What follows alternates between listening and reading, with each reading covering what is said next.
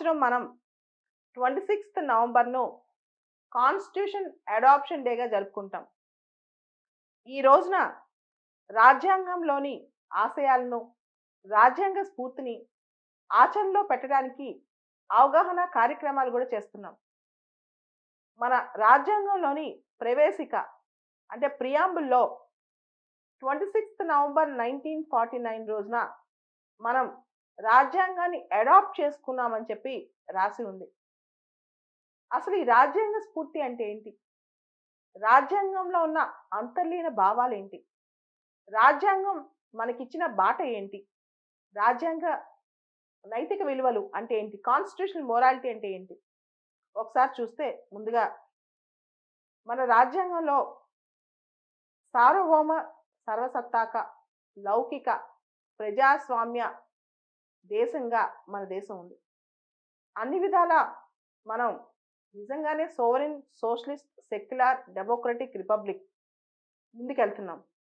అయితే ప్రజాస్వామ్యం సక్రమంగా ఉందా? అదేవిధంగా సెక్యులరిజం అనేది మన రాజ్యాంగంలో మౌలిక స్వరూప సిద్ధాంతం. భారతదేశం నిజంగా లౌకిక దేశమా? కొన్నిసార్లు కొన్ని ప్రశ్నలు బయటకు వస్తున్నాయి. దాంతోపాటు జస్టిస్, సోషల్, ఎకనమిక్, పొలిటికల్ అంటే సామాజిక, ఆర్థిక, రాజకీయ న్యాయం పూర్తి స్థాయిలో అందరికీ అందుతోందా? సమానత్వం, స్వేచ్ఛ, సౌభ్రాతృత్వం ఇవన్నీ మన రాజ్యాంగం ప్రకారం ముందుకెళ్తున్నాయా? అంటే భారతదేశం ప్రపంచంలోనే అతిపెద్ద ప్రజాస్వామ్యం. భారత రాజ్యాంగం ప్రపంచంలోనే అతిపెద్ద రాజ్యాంగం, అతి గొప్ప రాజ్యాంగం. మన రాజ్యాంగకర్తలు ప్రపంచంలోని రాజ్యాంగాల్లోని మంచంతా తీసుకుని భారత భవిష్యత్తు బాగుండాలని, మనందరి భవిష్యత్తు బాగుండాలని చక్కటి రాజ్యాంగాన్ని రచించారు.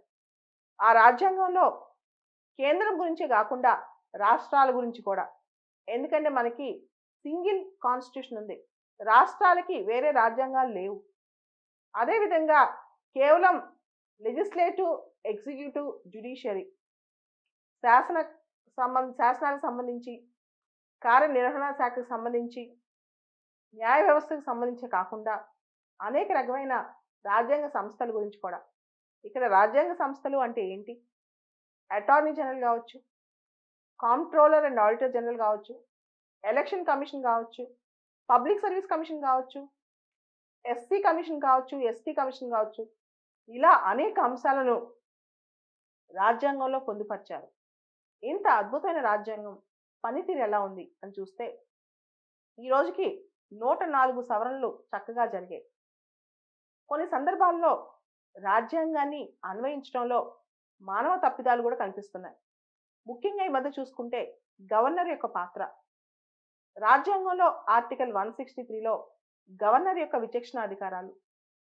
మన రాజ్యాంగంలో మనీ బిల్లుకి సంబంధించి ఒక బిల్లు మనీ బిల్లా కాదా అని ఫైనల్ డెసిషన్ స్పీకరే. అయితే స్పీకర్ డెసిషన్ని ఎవరైనా క్వశ్చన్ చేయొచ్చా అనే విషయంలో ఇంకా క్లారిటీ లేదు. పార్టీ ఫిరాయింపుల చట్టానికి సంబంధించి స్పీకర్ ఎంత కాలంలోపు నిర్ణయం తీసుకోవాలి అనే దాని మీద క్లారిటీ లేదు. చివరికి కొంతమంది అన్నారు, భారత రాజ్యాంగం, Indian constitution is a lawyers Paradise అని. అంటే కేవలం లాయర్స్కి అర్థమవుతుంది, వాళ్ళు మాత్రమే దాన్ని అద్భుతంగా అన్వయించగలరు, వాళ్ళు రాజ్యాంగాన్ని ఎలా అయినా ఇంటర్ప్రిట్ చేయగలరు అని. కాకపోతే నిజానికి ఒక దేశంలో ఒక లా పుస్తకం అనేది సగటు మానవుడు అర్థం చేసుకునే విధంగా ఉండాలి. సగటు మానవుడు ఒక చిన్న జేబులో పెట్టిన విధంగా ఉండాలి.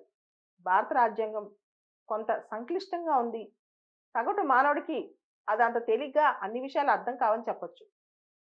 చాలాసార్లు కొన్ని statements, he shall not be, the state shall not, no person shall, ఇట్లా తిరగేసి మరగేసి అక్షరాలు రాసినట్టు, పదాలు రాసినట్టు ఉంటుంది.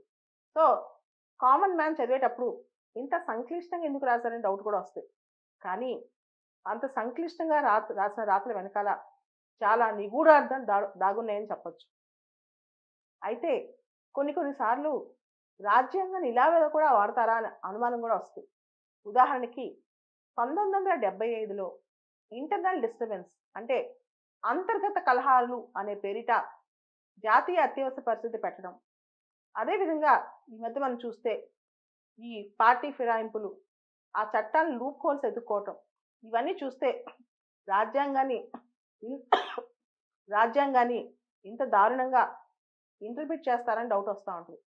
అయితే బిఆర్ అంబేద్కర్ గారు ఒక మాట అన్నారు, రాజ్యాంగ నైతికత, కాన్స్టిట్యూషనల్ మొరాలిటీని మనం కోల్పోకూడదు అని. ఈ రాజ్యాంగం గనక దుర్వినియోగం అయితే నేనే మొదటి వ్యక్తిని అవుతాను దాన్ని బర్న్ చేయటానికి ఆయన అన్నారు. దాంతోపాటు ఇంకో మాట కూడా అన్నారు, రాజ్యాంగాలు విఫలం అవ్వవు, కానీ ఎవరైతే అధికారులు, ఎవరైతే రాజకీయ నాయకులు రాజ్యాంగాన్ని ముందుకు తీసుకెళ్తారో వాళ్ళు రాజ్యాంగాన్ని అన్వయించడంలో, రాజ్యాంగాన్ని ముందుకు తీసుకెళ్ళడంలో విఫలం అవుతారు, కానీ రాజ్యాంగాలు విఫలం అవ్వవు అన్నారు. అయితే భవిష్యత్తులో మన రాజ్యాంగంలో మౌలిక స్వరూపం ఎలా ఉంటుంది, ఈ రాజ్యాంగం ఎప్పటికీ ఉంటుందంటే ఖచ్చితంగా ఉంటుంది.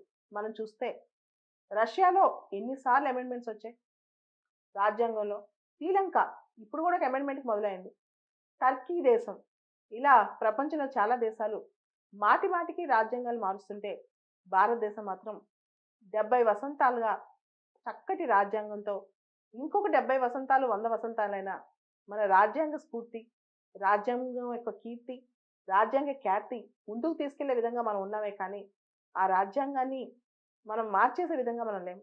కాబట్టి రాజ్యాంగాన్ని దాని యొక్క స్ఫూర్తితో అన్వయించుకుని రాజ్యాంగాన్ని అర్థవంతంగా వాడుకుంటే మన రాజ్యాంగం మన దేశానికి ఒక పెద్ద అవకాశంగా మారి, ఒక పెద్ద ఆశయంగా మారి, ఒక పెద్ద స్ఫూర్తిగా మారి మనల్ని ముందుకు నడిపిస్తుంది. ముఖ్యంగా రాజ్యాంగాన్ని supreme law of the land అంటారు.